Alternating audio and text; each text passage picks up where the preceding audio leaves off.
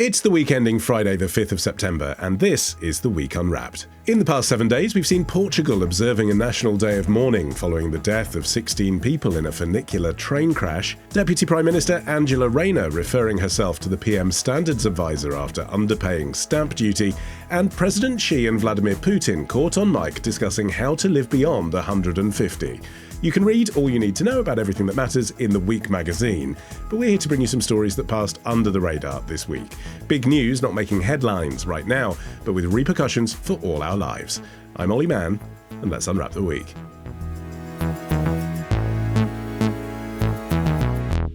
And joining me today from the Week's digital team is Jamie Timson, and not one but two special guests, folks. Education and politics correspondent for The Scotsman, Catriona Stewart, and British radio's most booked TV critic, Scott Bryan. Scott, it's your first time on The Week Unwrapped, actually, even though as host and guest, we go way back. And I always ask first-timers to tell us one thing about themselves that we couldn't find out on Google, or I suppose these days, or via AI. God.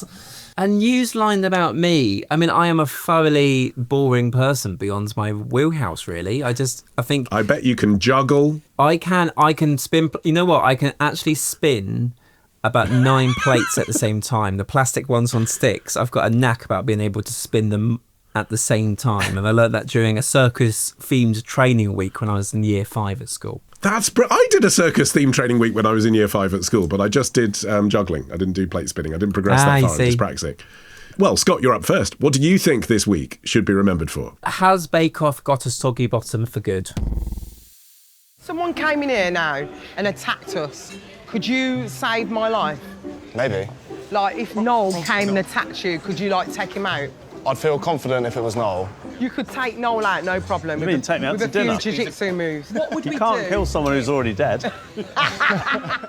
Channel 4's The Great British Bake Off from Tuesday night. Scott, what's the story? This is the 16th series of Bake Off. It is still Channel 4's most popular programme, which is quite a surprise, I think, because this is a show which has been a mainstay on TV for so long, of course, crossed over from the BBC about 8 years ago, and has been, against what a lot of people initially said about the show when it moved channels, still very popular for Channel 4. But I just sort of found that watching the most recent series, it feels very deja vu. It sort of feels as that there's been so many episodes now. It feels as if everything that can happen has happened on this programme. And it's a bit like watching Grand Designs in a way, in which every episode's the same. On Grand Designs... How dare you? Well, no, but Kevin MacLeod turns up. There's a people who have more money than sense and more sense than money. Somebody gets pregnant. They all move to a caravan. The house is 4 years late. Yeah, but they have different environmentally friendly tiles in each episode. It's completely different. Eventually. But, then Kevin MacLeod pontificates that it's the best house he's ever seen. And it's sort of the case on Bake Off, in which with the first series, it starts off with a Swiss roll. There's a baker that you think has been on the show before. There's a baker that everyone wants to have as a relative. There's a young baker that everyone thinks is too talented to be a baker at such a young age. And there's a male contestant that most of gay Twitter / Blue Sky immediately follow on Instagram within the first 5 minutes. And I think particularly around the sort of the technical challenge, I mean, it's been a bit abstract. It's been a bit of a sore point for me for quite a long time. But I mean, at the moment, it feels as if you're having a challenge that Prue Leaf has thought up in a dream, or something that you could purchase in Sainsbury's for a packet of 6 for about £1.75.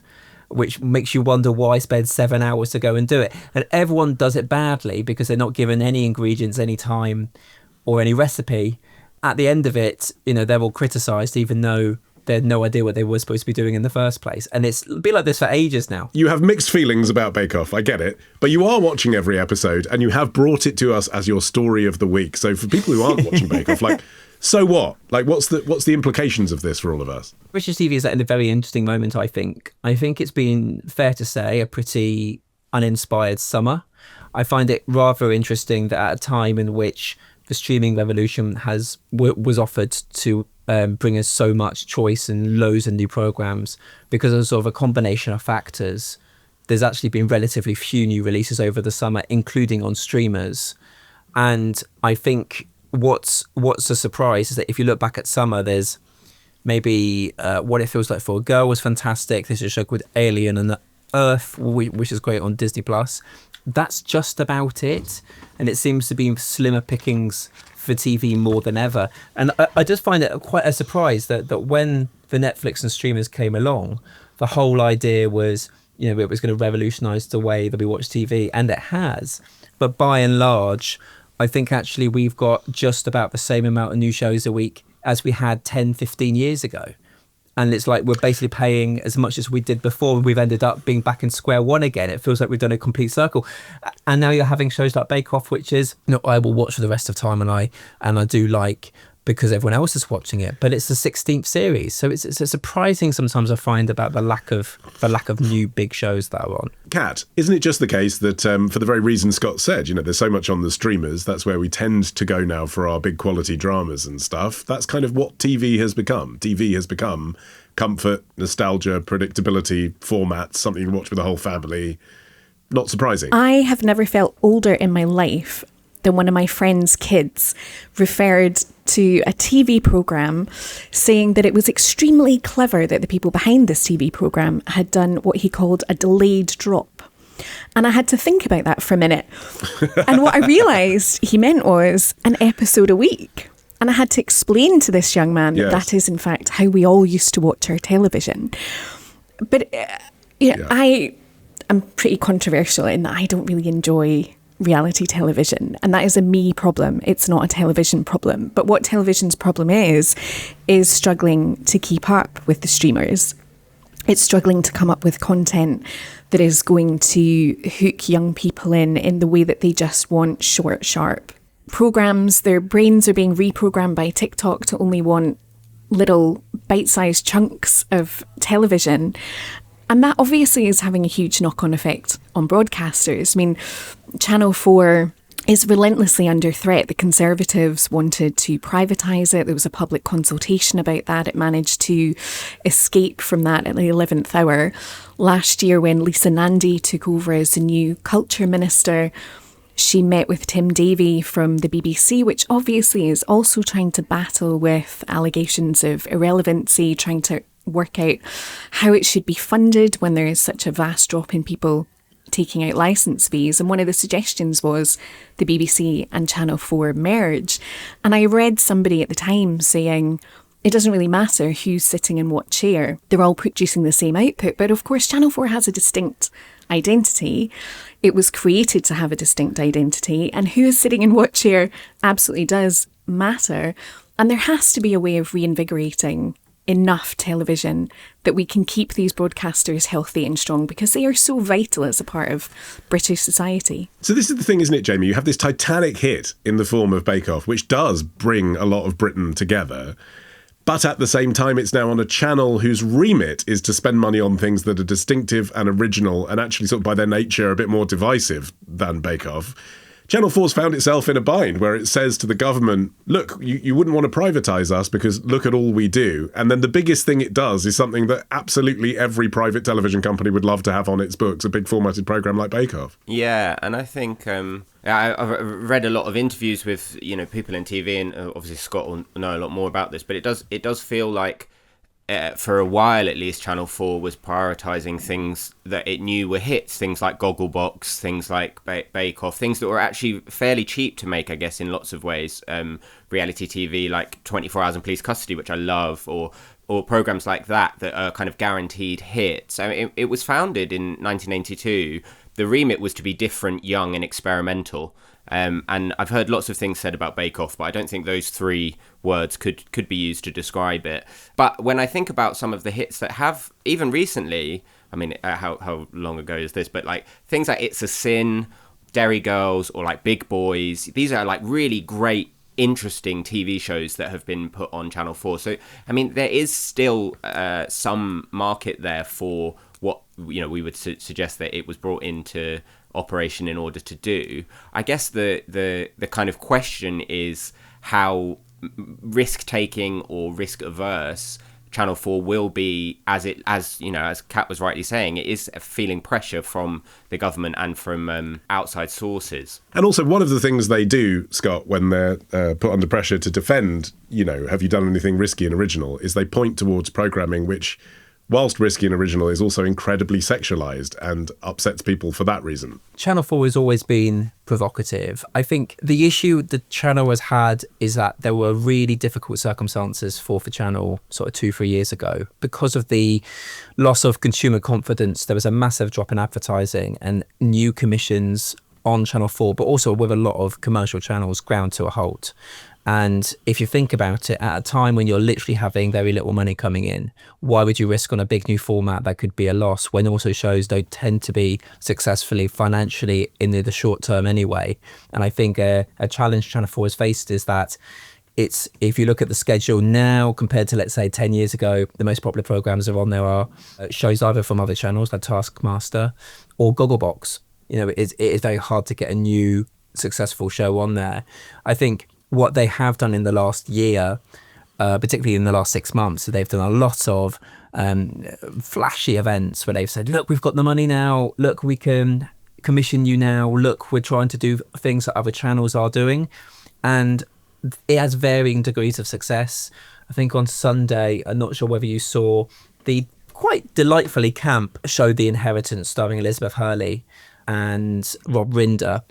But it's basically like a mixture between The Apprentice and The Traitors, made by Studio Lambert, who make The Traitors. And it's trying to be a bit kind of a new format, new IP. It's something made in the UK, as in it's not an international format. But so far, the audience figures have been quite lackluster. I mean, it's not picked up momentum as much as it would do. And I think it just shows that these days, when it's so competitive, it's so hard to launch a new show and make it land, because you haven't got the people now, particularly young people, who sit down at 9 p.m. and turn on a TV channel. They're all on streaming, or they're all flicking between different places. It's harder to get an audience to join a show if they're not necessarily there in the first place.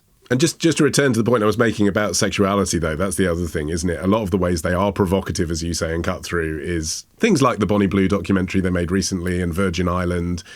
Is that a problem long term for them, though, that then people think of Channel 4 as, I suppose, a bit filthy, rather than a channel that, objectively looks at important issues rotating around people's sexuality? I just don't think that's necessarily new with Channel 4. I mean, Channel 4 10 years ago did a show called Sex Box, where they put people in a box and they had sex. I mean, I sort of think that yes, you can look at a show name and be like, oh, Virgin Island, they put virgins on an island. Isn't that a little bit crass? But I mean, actually, I wouldn't say it's a faultless show, but it was interesting that it was made by their factual entertainment team rather than their entertainment team. So it actually was quite educational.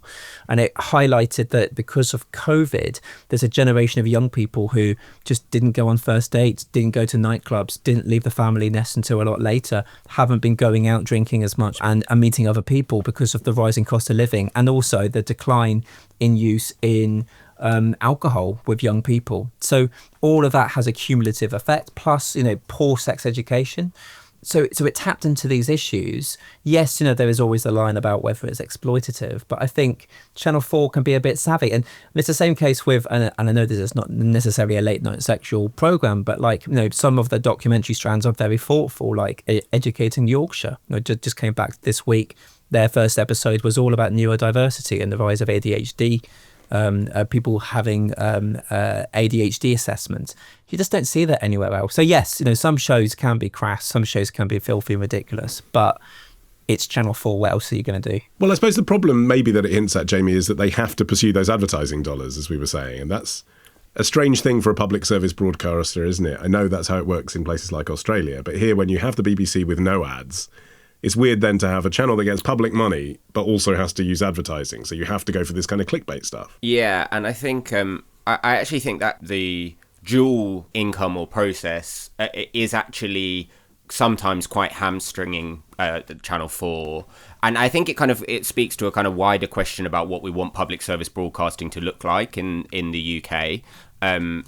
There's often loads of discussions around the BBC and the future of the BBC, and with YouTube and TikTok and on demand, what space does it hold? But I kind of think ultimately what we want is shared cultural spaces, and about, you know, what is British, you know, identity apart from sharing the things that we enjoy. And I wondered, to go back to Bake Off, whether it's actually a kind of victim of its own success, really. When it came in, it was this such a incredible programming that literally everyone watched.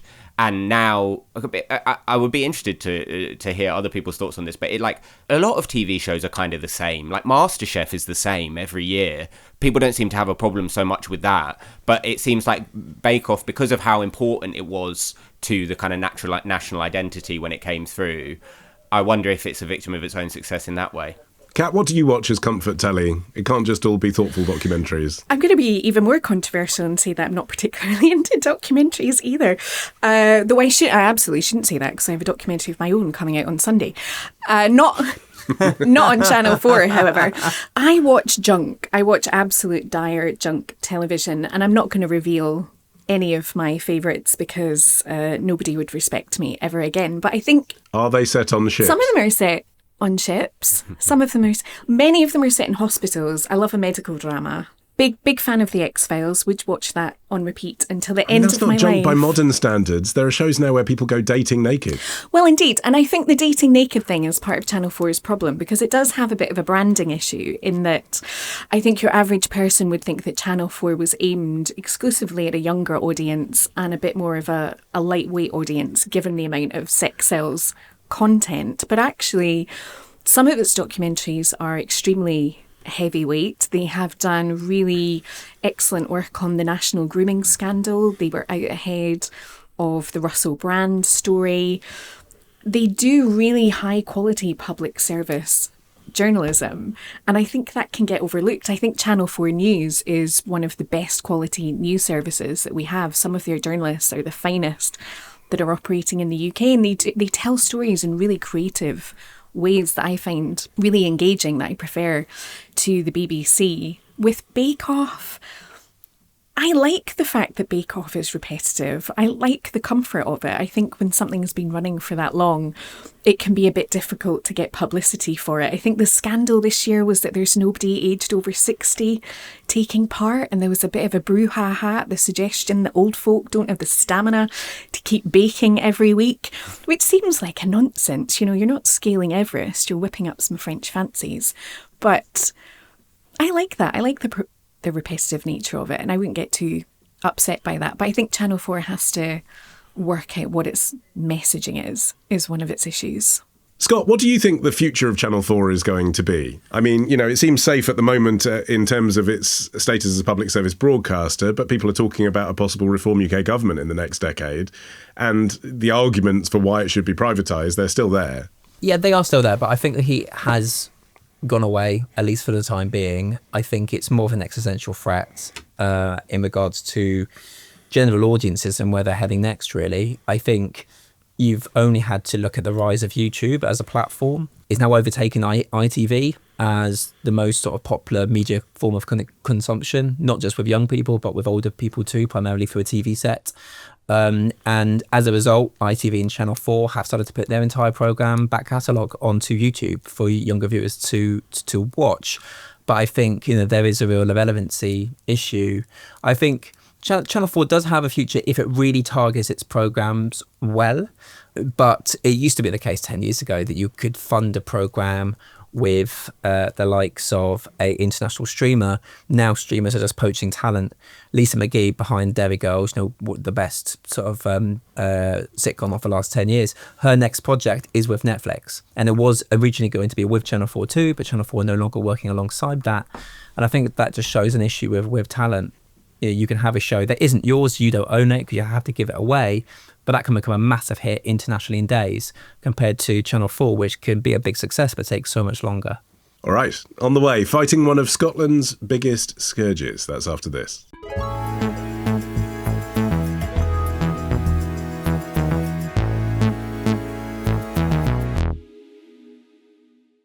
Jamie, it's your turn. What do you think this week should be remembered for? The rise of a worrying trend north of the border. The door went at roughly 5 o'clock in the morning, 16th of December, and I wasn't going to let them in. It was like a bad dream. If I don't let them in, it's not happening. And I remember sitting on the couch, looking at my Christmas tree, snow falling outside, and being told my son's dead. Jane, the mother of James McMillan, who died of a drug overdose, speaking to Channel 5 News on Wednesday. Jamie, what's the story? Yeah, this week the latest figures came out that showed that Scotland is the worst in Europe for drug deaths. So the new figures were in 2024 that 1,017 people died. But it is a kind of mixed picture in the sense that that is down 13% on 2023 and the lowest figure in Scotland since 2017. But obviously the rate is still extraordinarily high by European standards. And the long-term trend obviously remains pretty grim. I think, there's lots of things and ways into discussing this. I think probably first off, I like talking to friends, particularly friends south of the border down, well, I'm in London today, but down here. Because you normally live in Glasgow, to be in Glasgow, clear. Yes. I think it's actually quite shocking for people outside of Scotland to know that it's the worst in Europe. I don't think people realise quite how bad it had got. A lot of the media attention that Scotland gets, rightly or wrongly, you could say, is often around independence and that political issue, and maybe it hasn't been a focus on actually particularly drug deaths and health. But in terms of the question about why it's so bad, there's obviously a lot of different risks. That the press around the study this year was talking about the rise of synthetic opioids called nitazene, which is basically just like a very strong synthetic opioid that has flooded into Scotland and causing obviously a higher mortality rates. But there's obviously still the same issues that have been prevalent in Scotland for a long time, which is to do with deprivation and also to do with aging. You know, the tragedy, it skews older. Many people began using in the 80s and 90s, and now they maybe carry multiple health problems, which mean they're more likely to die later on. There's also poly drug use, but it's basically mixing drugs, so benzos with opioids. So it's not just one drug. I guess the big change, and I think we have talked about it on the podcast before, is that the rise of the drug consumption room that's actually in Glasgow has been, it seems, a kind of a success in removing the number of deaths among the people that are using in that service. So as of the end of June, the service has been used 3,554 times to inject by 377 different people, and they've dealt with 48 different medical emergencies. Now, the campaigners say that those 48 medical emergencies are situations in which people probably would have died if they'd been taking drugs somewhere outside. Kat, tell us about those safe injection rooms that have come in the past few years. Well, the safe injection room is a very complex and complicated topic in Scotland. There was huge pushback against it. And it was difficult to introduce because we have some laws in Scotland that are devolved to our parliament, but the laws that were necessary to set up the safe injecting room are reserved with Westminster. So there was quite a battle between the two governments to get this going. It has been up and running in the community for some time now. There is local pushback. People aren't happy about having this in the area. They say that it means that there are discarded needles in the area. There's an increase in antisocial behaviour. But the public health effect for the people who are using it has been significantly positive. I think what's really important to say, though, about these figures is that, yes, this year there has been a 13% reduction in drug deaths. And this has been a massive issue in Scotland for a very long time. It is an intensely complex, deep-rooted problem that successive governments have struggled to tackle. But that 13% reduction is not positive. One of the elements that's been affecting the drop is the fact that Scotland's heroin using population is an ageing population. So heroin addicts in Scotland are dying off. So that has had an impact on the figures this year. These are annual figures, but the quarterly figures actually show that this year there has been a massive increase in the number of deaths. So the figures for next year are going to be back up again. And one of the interesting things this week is that we have a drug and alcohol policy minister, Marie Todd, and I heard her being interviewed on the radio, And she was asked, is this a disease of despair? And she said it is. And that's something that the government has avoided talking about previously, because Scotland does have the highest drug deaths in Europe. We have deep ingrained poverty, but our poverty levels are not particularly higher than anywhere else in Europe. So there has been a lot of hand-wringing and agonising over why Scotland's drug problem is so significant. And we do have the treatment and harm reduction methods in place. They are enough. There are other things that could be happening. It's hard to tell as well, looking at the statistics, whether some of the treatments are beneficial, because what it then shows is that methadone killed someone rather than heroin. But to Jamie's point, they would have died of heroin anyway in those cases. Yes, and the most recent figures for methadone show that Scotland is spending less on methadone. That's in part because it's being substituted with a drug called Buvidal, which is a long-lasting injection. And that's positive because for people who are living in communities where they are well known, there is a lot of stigma around being that person that goes every day to the chemist to get their methadone prescription. Buvidal means that they get one injection and they don't have to show their face as often. And stigmas is a huge barrier for people accessing treatment, but there needs to be more investment in stopping people from having to take either of these medicines, because around 50% of the people who die of opioid overdoses have methadone in their system. So it's actually not as effective as you might think that it is. And Jamie, to Kat's point, I mean, it's a bit difficult to say this as an Englishman, but at least I'm addressing it to an Englishman who lives in Scotland. There is poverty across Britain. There are a lot of the same ingrained systemic issues across Britain. There are drugs across Britain. What is it about Scotland? Is it that, I mean, this again sounds a bit flippant, but is it, you know, Scotland famously has less sunlight, it's very dark. Is there an element of it being a Northern Hemisphere thing? Yeah, I mean, as Kat was saying, it's a very complex issue. Having moved up 5 years ago now nearly, it's noticeable how much less sunlight you get in winter in Scotland, and that can be quite a facile thing to say, but actually I think is very important to the way that people feel, particularly in the depths of winter, and we know obviously about SAD and all of that stuff. I think really the need for more wraparound support is kind of what a lot of the studies talk about. So stable housing, mental health care, debt, employment support, things that help with recovery and can get people into those situations that will mean that there's less chance of them using again. I think the question of what is unique in Scotland in comparison to other countries is maybe to do with the lack of funding, and maybe a little bit, I mean, Kat would maybe have a better idea, but maybe a little bit of the government taking their eye off the ball slightly, the Scottish government, when it comes to this. Yeah, what about that, Kat? Because this should have been one of the defining things that the SNP managed to crack down on, right? What's the point of being the national party of Scotland and putting Scotland first if you don't deal with this particular scourge? I'm not sure that would be a fair characterisation. This has been front and centre of Scottish government policy for an extremely long time, because it's killing 10,000 Scots under this SNP government. They don't take that lightly. It is a long-running, very complex problem.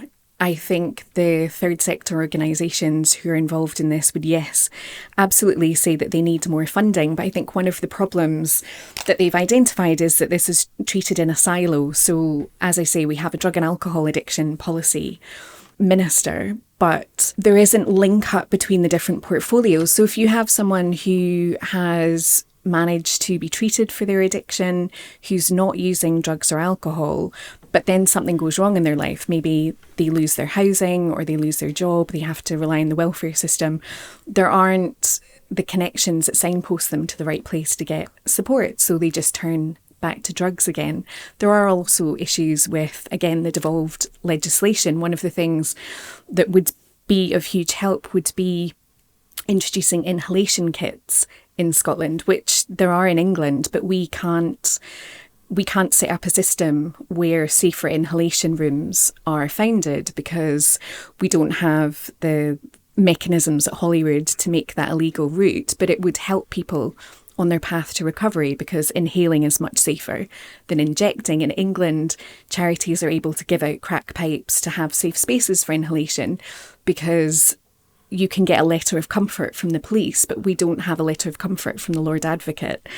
And the Lord Advocate would have to discuss that with the Westminster government. So it becomes very complicated. There are lots of things being done. There could be more, but some of the issues are as much as the weather is worse. As I say, it's a disease of despair. People turn to drugs, they turn to alcohol because they can't access mental health support, or they don't know that they can access mental health support. And it is a very, very difficult picture. Scott, what jumps out at you from this story? I mean, I think it just in terms of the point about why Scotland, I mean, I was reading a really interesting piece on the BBC News website that talks about the historical element of it. And it was essentially the closure of the Scottish shipbuilding industry, and also at the same time the large relocation from those central Scottish cities like Glasgow and to predominantly out of town sort of new developments that then reached quite a bit of decline and poor social services. It sort of meant that for particularly a lot of men there was like a lost generation of lack of opportunity, and also no longer being tied to a common cause in terms of industry. And I think that's a sort of a factor. Then there's a societal shame that's added to it. I think this is not in relation to drugs, of course, but one thing that I've noticed is that in a lot of Scandinavian countries, there's issues around alcohol. And what's noticeable is, of course, when you go to these countries, like I went to Iceland, how much more expensive it is to get alcohol, but also how much more of an effort it is to get alcohol. You know, in terms of the fact that you have to drive to an out of town place. There's a law that means that you can't have deals on alcohol. You know, you have to literally go and get them in sort of quite plain looking shops. I think, although this is in relation to drugs, I sort of wonder about, you know, the culture of alcohol too within Scotland is of course the complete opposite of that, and that combined with the weather and the climate, I think really adds to it. Do you agree, Kat? I have a very good friend who lives in Sweden who comes to visit me quite a lot, and she's always astonished when we go to the supermarket and you can buy alcohol in the supermarket. But drinking culture in Scotland is something that we absolutely acknowledge, that the government acknowledges, and that there has been much hand-wringing over it. But one of the ways of addressing that is the Scottish Government introduced minimum unit pricing, which again was very controversial. And one of the arguments against that was that all it did was drive up prices of fancy gins and fancy wines, and was only hitting the middle classes who can afford to pay a little bit more. But for the people who are at the other end of the scale, who are problem drinkers, it wasn't going to do very much to stop that. If you have an alcohol addiction, you are going to source alcohol no matter the cost or what you have to do. But actually, it has seen improvement, and last year the minimum unit pricing price was increased to reflect the fact that it is working. But I don't deny that drinking culture in Scotland is a huge issue, and another massively complex one to try and tackle, though I don't think the English are entirely free of drinking culture issues. No, indeed. And Jamie, you know, as we said, you can view these statistics positively. You can say, well, they are bringing this number of deaths down. It's just a stark statistic that Scotland has this high number of deaths from drugs. Looking around, finally, the rest of Europe and the rest of the world in general, are there lessons we can learn from other countries that Scotland could be putting into place? Yeah, I mean, I think the legal issues are obviously a big part of it. And, you know, if you listen to the SNP, they do want greater devolution, I mean, obviously independence, but greater devolution in those terms. Like across Europe and Canada and Australia particularly have used these supervised consumption sites. And in Vancouver, a Lancet study found that overdose mortality fell by about 35% within 500 metres of the supervised injection site compared to the rest of the city. In Sydney, ambulance call-outs for opioid overdoses declined significantly around where they were injecting. The battle that it has taken to get even one, I mean, there's only one consumption room in the entire country. I know that there is hope that there might be a second one in Edinburgh.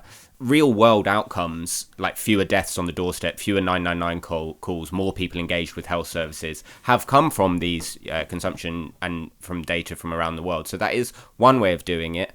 I think across the board there's a kind of tacit agreement now that actually harm reduction is, you know, the pure fact that we do have a drug consumption room in this country, despite the uproar for it from lots of different sides, does show that we are moving towards a way of looking at the problem that says that this isn't just something that we have to tackle with kind of criminalization and harder drug laws. It's actually a kind of understanding. So I think that there is some positivity, and I think that hopefully, although Kat is pointing out that the statistics are going to be worse for this year, I think that culturally there's a change in this country to understanding the benefits of harm reduction and taking that to take on drugs. So I'm hopeful, but obviously it's a long road. Okay. Up next, how social media has given us a new anxiety, just what we needed. That's after this.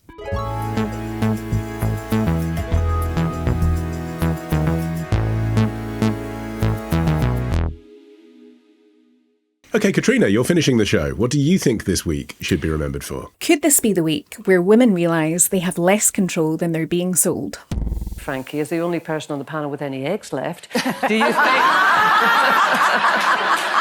I'm here with all that ovaries. Not that controversial. How do you know? Yeah, how do you know?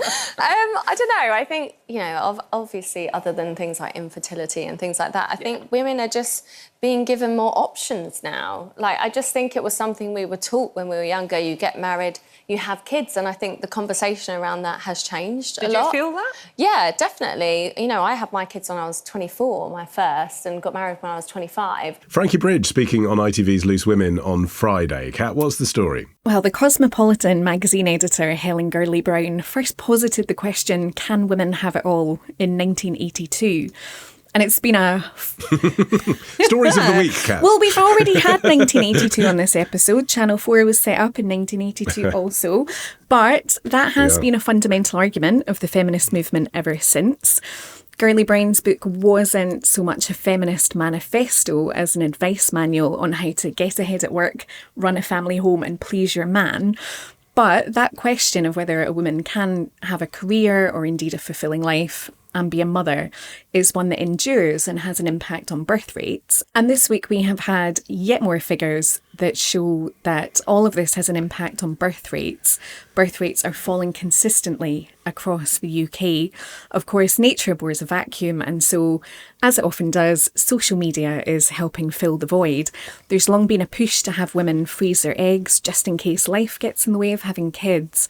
But now there's an increasing online trend for women to have their hormone levels checked with a view to finding out what the long-term fertility picture looks like for them. But the question is, are these tests all that they seem? Okay, lots to talk about there. But firstly, because I'm glad you picked up on the social media thing, we've talked a lot on the show about falling fertility rates, but we haven't talked about fertility anxiety, mainly for women in their 30s. You're one of those. Can you relate to this? I can, and I actually had IVF last year. It didn't work, sadly. And I just assumed that it would all be fine. I thought that I could prioritise my career, push forward with doing everything else that I wanted to do, and everything would fall into place, which it didn't.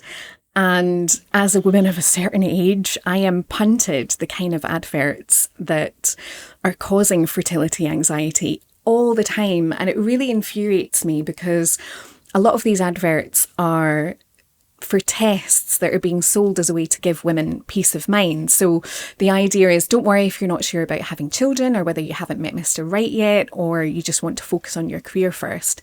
Take this blood test and everything will be okay. And the blood test in question is one that measures a hormone called AMH, which is linked to the number of eggs a woman has in her ovaries. And it's given to women who are considering fertility treatment because it tells you the approximate number of eggs that you have that can be retrieved for IVF or for egg freezing. But actually, it can't predict the chances of conceiving. It can't predict the health of your eggs or your fertility status.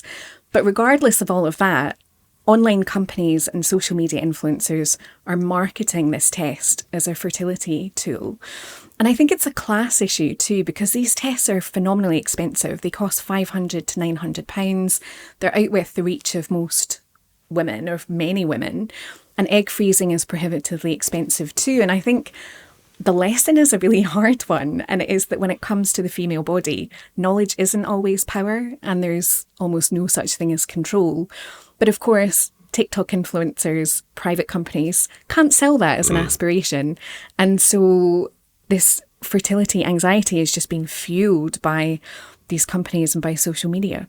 I mean, what about people who are listening to this thinking, okay, fertility anxiety, that's kind of like a fun label to put on this sort of trend for TikTok videos, but actually it's just a new name for family planning. That's all it is. It's always been part of every woman's thoughts is there an age at which it will be too late for me and should I plan for that? And I think that's a perfectly viable and sensible conversation to be having, because again, sex ed when you're at school is all about not getting pregnant. Your 20s when you're having fun is all about not getting pregnant. And I think it's only when you come to the point where you're either on your own, as I was, and you want to have a look at your options, or whether you start trying for a family, that you find out what the facts are. And another frustration of this, sorry gents, but we focus so much on the women, we don't talk about male fertility. So 50% of infertility cases in couples are due to the man contributing to the problem.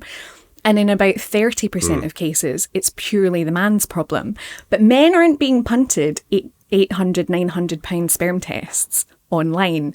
It's all about women, because again, we are still in this situation where when kids come into the picture, it is the woman who's taking time off work, it is the woman who is worrying about childcare, it's the woman's career and income prospects that are damaged.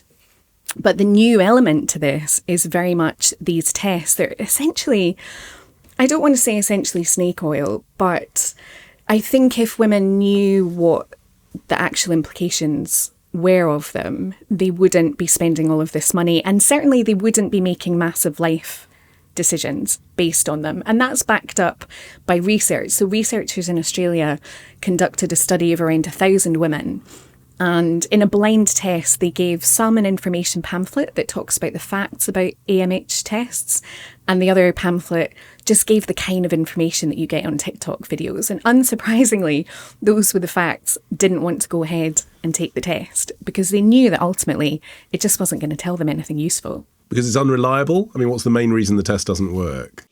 Well, it tells you, it measures the hormone that tells you how many eggs you have in your ovaries, whether you have a decent egg reserve.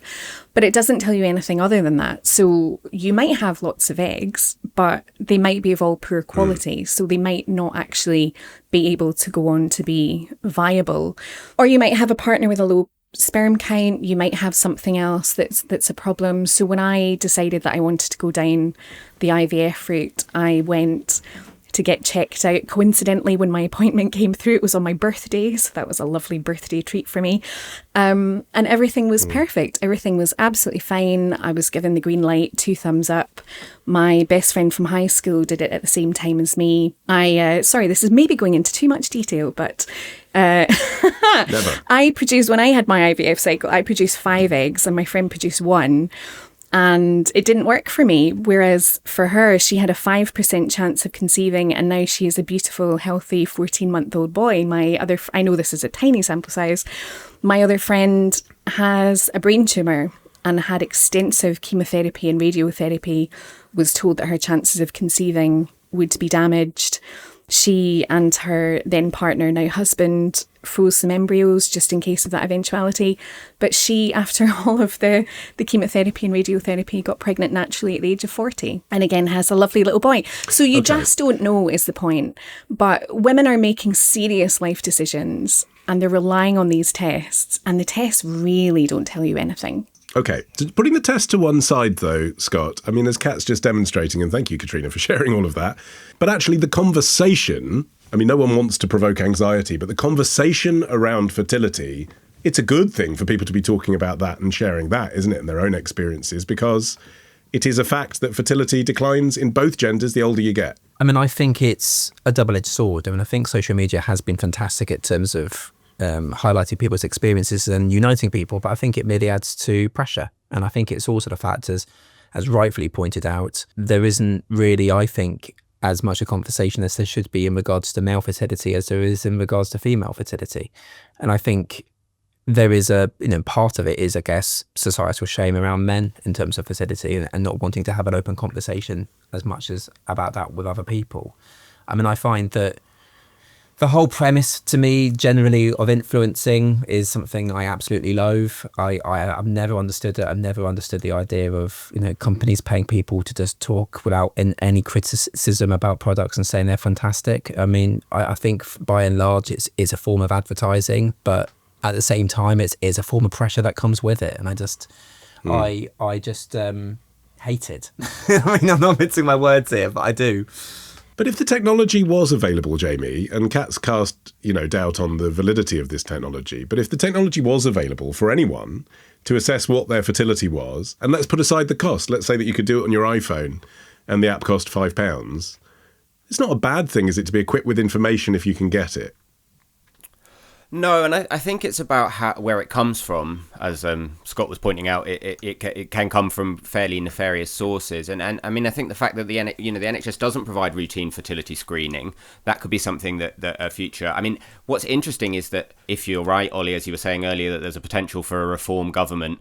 Nigel Farage has been very pro natalist in terms of wanting more babies in the UK. So it'd be interesting to see what inaction he takes for it with regards to some of this. But to go back to your question, I guess it isn't a bad thing to know more about your body, but it is about where is it coming from, where does the pressure where's the pressure from, who's behind it. I think we were talking about egg freezing. Obviously it's seen like a massive rise. 4,200 women froze their eggs in 2021 in comparison to just 400 in 2011. But I think the fact is that only 1 in 5 treatment cycles actually result in a baby, but it's given and advertised as we were saying, as if this insurance policy, as if there's almost a way in which it's kind of, don't worry about it, you freeze your eggs, you've got a kind of guarantee. Storage limits were expanded to 55 years in 2022, and so suddenly all of that advertising just went to younger women to be like, hey, did you know that you can keep your eggs frozen for the next, 20, 30 years? I agree that technology has a role to play in helping people be more get more knowledge, but I would prefer to see it come from the NHS or from sources that you can trust that aren't just trying to sell you, as Catriona said, snake oil. I guess, though, some of it is just human instinct, isn't it, though, Kat? It's a bit like the weight loss jabs and people's desire to have those. Obviously, they can help people, who suffer from poor health due to obesity, but there's also just a desire in so many of us to be thin because of what we see on social media. And for a lot of women, they get to a certain age and it's just like the biological imperative is there. My ovaries are singing to me, I'm interested in this content because of the human urge to reproduce. I mean, social media is there to fill that void, but 200 years ago, it would be talking about, which of the young men in the village are you going to marry? And that's absolutely fair. And I'm not against any of the tests if the test gave you reliable information that actually could help you. The problem is this test really doesn't tell you very much, which is why it's not offered routinely on the NHS. It would be a waste of taxpayers' money. And it is generally a waste of your money if you are spending a lot of cash on a test that isn't ultimately going to give you the information that you need, and if you're making significant life decisions based on this. And again, I think egg freezing is offered as a panacea, but actually the chances of it resulting in a live birth are very, very slim, and people don't talk about that. I mean, when I started my IVF journey, I think is the modern phrase for it, nobody said you have a 5% chance of this working until afterwards when it didn't work. At no point was that discussed. And I think these kind of figures, and I don't, you don't want to scaremonger, but I think you need to be armed with the facts. And it's easy for you lads, because if you want to test your fertility, you can just have your sperm checked. And that is a reasonable test of what you look like. But also it will give you credible, useful information, whereas the AMH test does not give you credible, useful information, but women are being punted it online. It's not really comparable to the fat loss jab, because the fat loss jab works. If you take the fat loss jab, you're going to lose weight. If you get an AMH test and you decide you're going to wait 5 years to have kids, you may never have the chance to have children. It is very, very different. Okay. All right. Thank you for that. And thank you for sharing your hashtag journey. My thanks to Catriona and to Jamie and to Scott. You can follow this show for free. You can get every episode. You can get every episode as soon as it's released. Just search for The Week Unwrapped wherever you get your podcasts, including YouTube, where you can watch us as well. You can also get 6 free issues of The Week magazine with a trial subscription if you go to theweek.com/subscriptions. I'm not an influencer. I haven't been paid to say that specifically. In the meantime, I've been Olly Mann. Our music is by Tom Morby, the producer Ollie Peart at Rethink Audio. And until we meet again to Unwrap next week, bye-bye.